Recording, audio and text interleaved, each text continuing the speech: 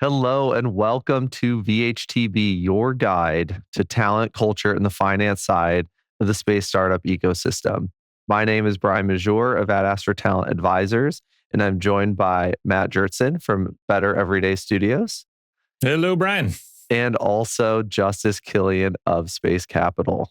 Hey guys, good to be back. Fantastic. This is going to be a really, really fun chat. We're going to have to hold back from just diving deep on every single topic because this one, we are going to cover some Q4 highlights and insights. So it's been an incredible end of the year. Q4 2025 has shown a lot of movement in the space industry. And so we thought it'd be a good time to reflect on this last quarter and see like what momentum we've built and where the industry is going, looking forward to the next year or so.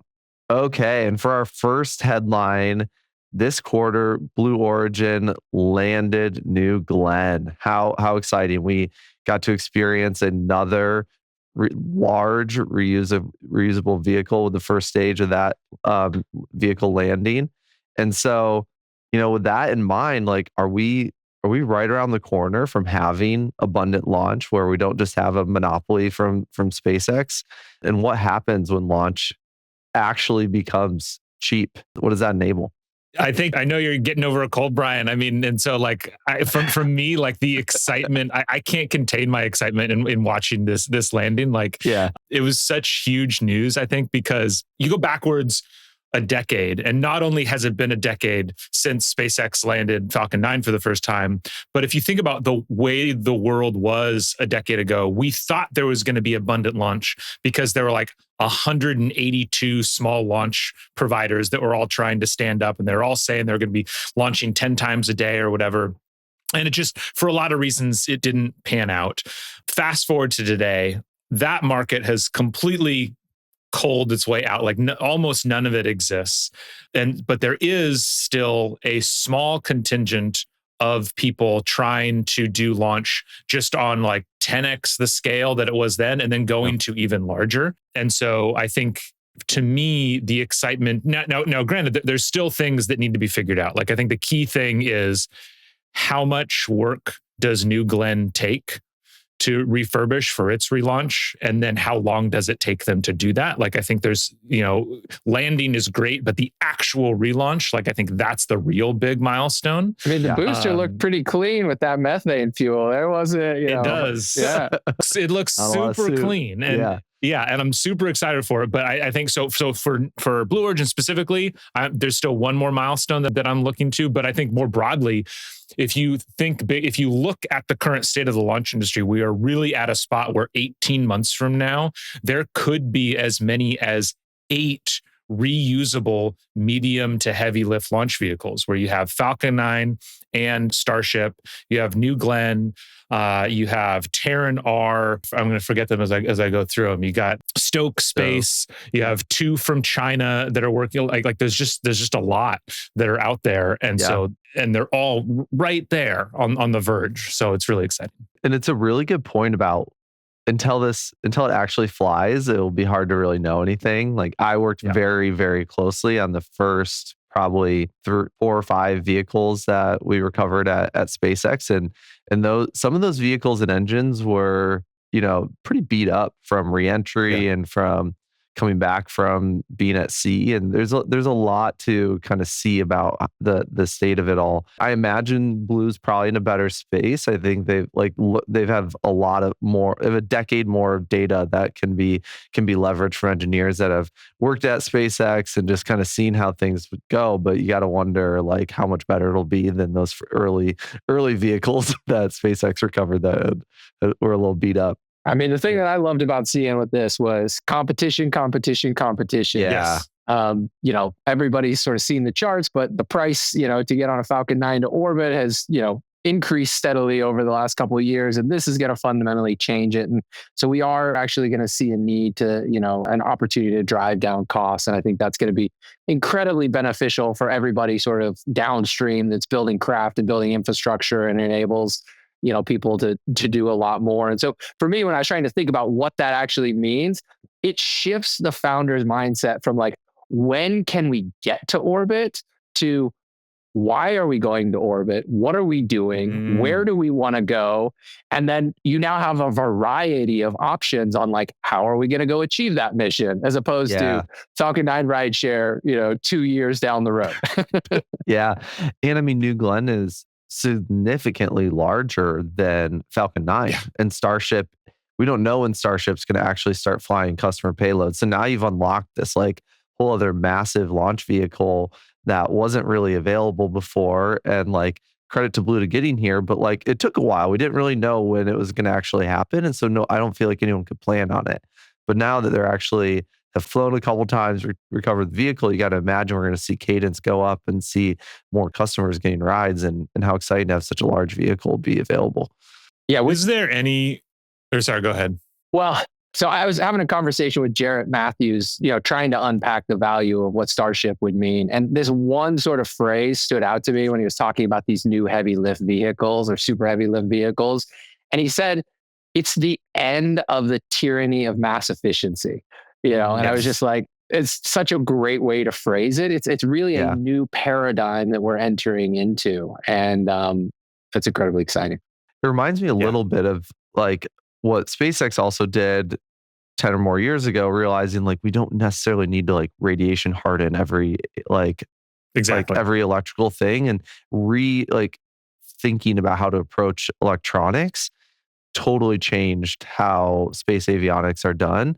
And I think similarly, if we could now have a more mass abundant launch, now you're not kind of locked into this frame of thinking of I have to minimize my mass and all this stuff. So it's super, super exciting. Yeah, I mean, as we're taping today, K2 Space just announced their Series C round, and that's kind of been their whole premise from the beginning. Is what if we assume Starship and heavy launch becomes a thing, and we don't need to be as mass constrained in the way we've historically been, mass and volume constrained. They had to walk it back a little bit because things were delayed. If you sort of look. If you look at sort of the sequence of founders raising on the back of Starship, it's like 3 years ago, there was too many sort of pitching the idea of the post-Starship world. And now I would say there's too few. Like now is the time to actually be, telling that story and thinking about that. Yeah, but we're also, speaking of cash flowing into these companies and like K2 raising at a $3 billion valuation at only a handful of years after being founded, like pretty incredible. There's lots of capital being like flowing into the space industry. And we're also seeing it now in other domains, right? In critical infrastructure, new frontiers. We're seeing big tech getting involved. Data centers is the talk of my entire LinkedIn feed, it feels like. But also like defense is getting tons of funding. Golden Dome is changing it. Basically, everyone's talking about space right now. And that's like a huge, huge thing that's happened this quarter. What do you two make of all that and its implications? I mean, just sort of right out of the gate, like I can't sort of overstate how significant the Golden Dome announcement has been. I mean, effectively, it's a doubling of the space defense market overnight. And that has anchored space since its inception, right? And so that has attracted a lot more investors, crossover investors, to think about, what's out there and the viability of those opportunities. I would say even potentially to a little bit of an over rotation where you have a number of companies that are getting funded that are almost entirely focused on defense and will never have a commercial aspect to them. And that to me is a little concerning.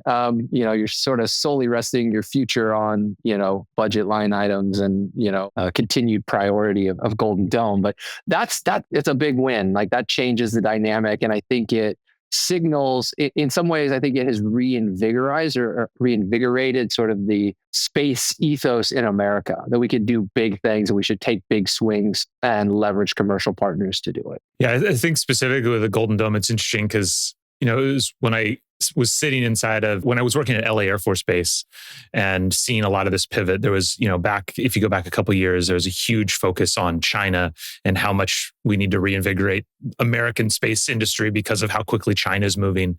And I think it's interesting how hard that pivot has been and how fast that pivot has been to chase those dollars, because it really had, and this is all of Silicon Valley, I would say. There's been a massive shift in just kind of how willing companies are willing to, or how many companies are willing to work with the defense sector. And I do think it's going to be interesting how, kind of to your point, Justus, of how there's some of these companies now that are just focused on the defense side of things, and just kind of where that goes over the long term because of what it means to have space as a war fighting domain and what that's really going to look like. And so I think there's still a lot left to decide of, we have, there's all this money, we're doing all these things. Eventually we're going to get to the point, and I'm thinking of, some of these proposals for putting interceptors in space and, asking these questions like, do we want to introduce a bunch of BBs flying around in space? Like, do we want that to be a thing? Like, maybe not. Like, there's a lot of questions still out there, I feel like. Yeah. And I think Justus, you mentioned too, just like how massive this Golden Dome shift was. It's also like kind of getting overshadowed by some of these other things going on. And I don't think many people are like talking as publicly about Golden Dome right now, and like how wonderful of a problem that there's all this money coming in through Golden Dome. And yet we almost don't have time to talk about it because there's all these other exciting things happening and all this capital moving around. And, we're talking about K2 raising hundreds of millions of dollars. Well, we might only be a year away from SpaceX raising $30 billion. And Justus, I'm curious, it'll be fun to look at Space Capital's reports and when that jump for the investment of the space industry, and you see a $30 billion jump there. But I think as a final headline for us, what do you guys make of this potential SpaceX IPO? They just doubled, well, still at a rumor as of today, but I think people are feeling like it's a pretty likely scenario that the value of the company might be doubling or maybe even a little more, and then potentially roughly doubling again in about a year for targeting an IPO and raising $30 billion.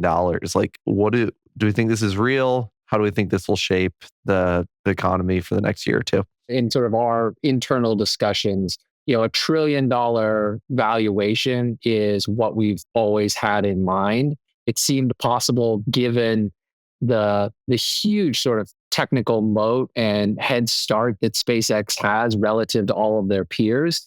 And the company has been so successful at going from one major problem and opportunity to the next.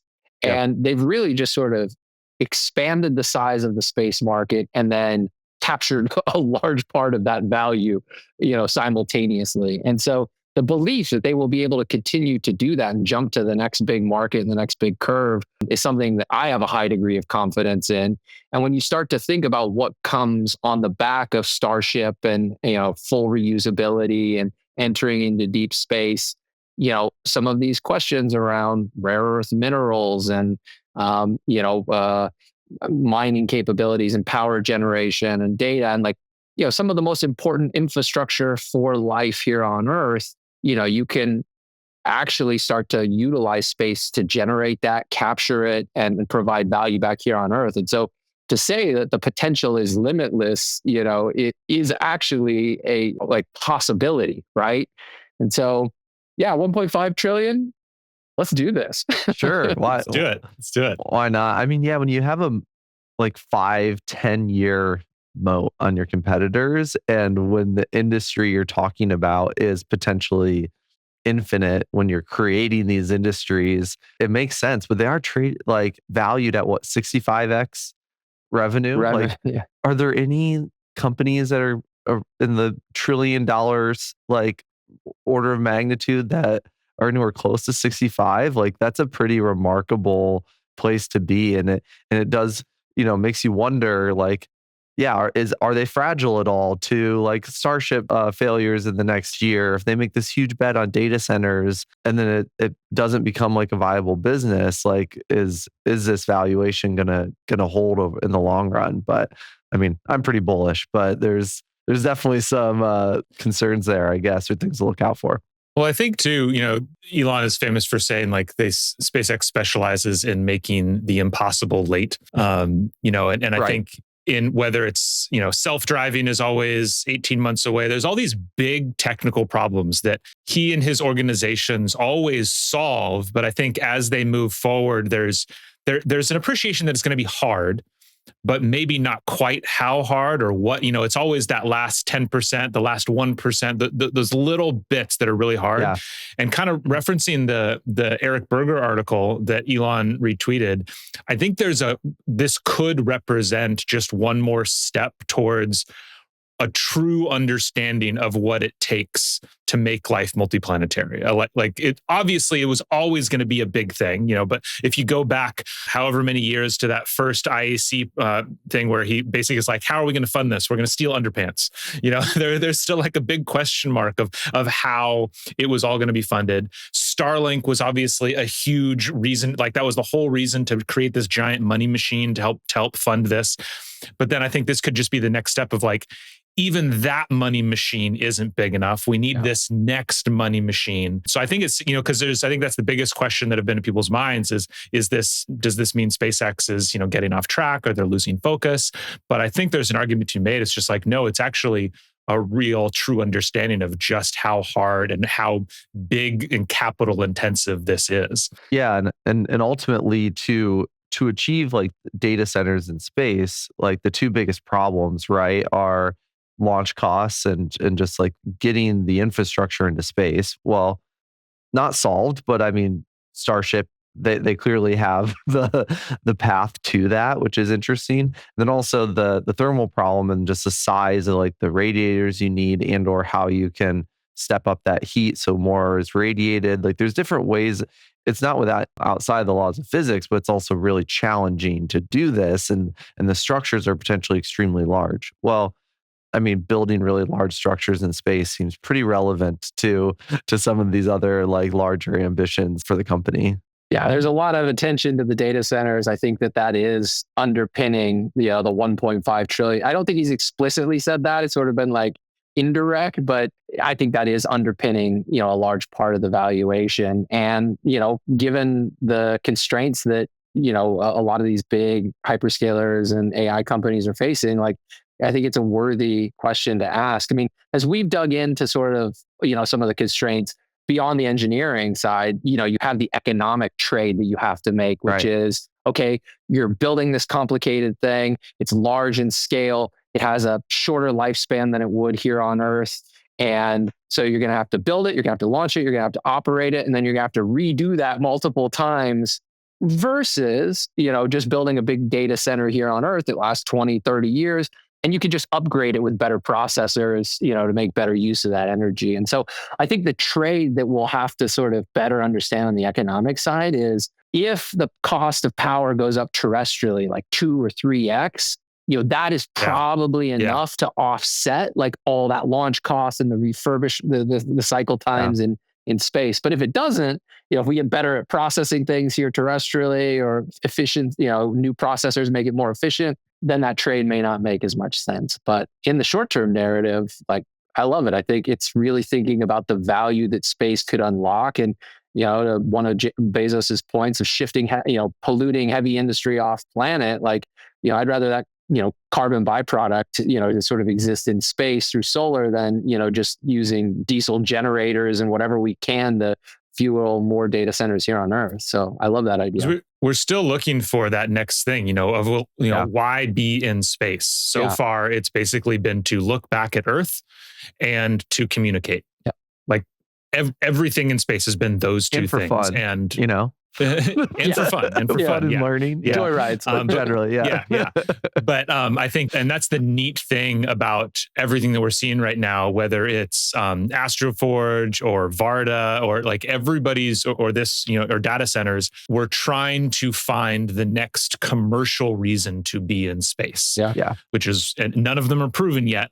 But there's a number of people trying a number of different commercial reasons to be in space, which is really exciting. Yeah, and I don't know if everyone knows just how hard it is to build data centers on Earth right now. Like there is all sorts of challenges with that, whether it's regulatory or supply chain. Like there's like really a lot of headwinds to it. And so it makes sense that people are looking for other ways to solve it because they're like, there's some pretty significant like headwinds to building those on Earth as well that like are not necessarily just like, can Elon go solve this by himself type thing. So it makes sense. Whereas like he probably sees the data centers in space as something like, I can control almost everything in this stack, which I like more than kind of dealing with all the hassles on Earth. So I'm fascinated by it. I don't think it'll be easy. I don't know if the economics will work out, but I also think like, let's try it. You know, we've solved hard problems before.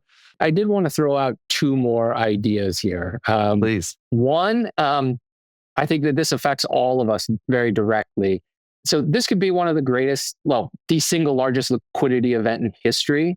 And when you think about arguably America's best engineering talent having such a large liquidity event, the potential that comes from that to me is greater than the liquidity event itself. Like it's unleashing these minds to say, I don't need to work at a job. I can now go and take on potentially whatever important problems I'm interested in. That to me, I think is sort of, underexplored and sort of underappreciated right now. And something that I'm really excited about is, somebody who invests and works alongside those, early founders. And so I think that we could see a super cycle in new founders as a result of this liquidity event. I love this take, Justus. I love it. It's good. And just to like add even more to it, like I think what you're getting at is there's a lot of SpaceX employees, especially early ones, that have a lot of SpaceX equity, and they've been holding it because it's been extremely valuable. Well, not only have they been holding it so they can't spend it and go build something new, but also with it being wrapped up in a private market, you can't also like get a loan against that and go build in another way. So like even if these early employees don't go sell their SpaceX stock to go build a company, there might be other ways that they can, if it's in the public market, that they can get loans against it and find ways to more easily like start building. And of course, the higher valuation, that money just goes up and for them to be able to go build. That's a really good point. Yeah, I hadn't thought about that. It's a fun take. That's really cool. Yeah, I hadn't thought about that at all either. That's really exciting. Fantastic. Well, this was a really, really fun Q4 look back and how it impacts the upcoming year or two for us. So thanks Matt and Justus for talking through these highlights, both from Blue Origin's New Glenn landing this quarter and how that's going to impact the launch market and kind of the availability of launch vehicles and the cost of launch, to just all the different capital flowing into these different industries, both in defense and Golden Dome, but also into new frontiers like power generation, data centers, and space manufacturing and the like. And then also finally, the exciting rumors of SpaceX's IPO and massive valuation increases. So fun conversations, and we'll be back with another one soon.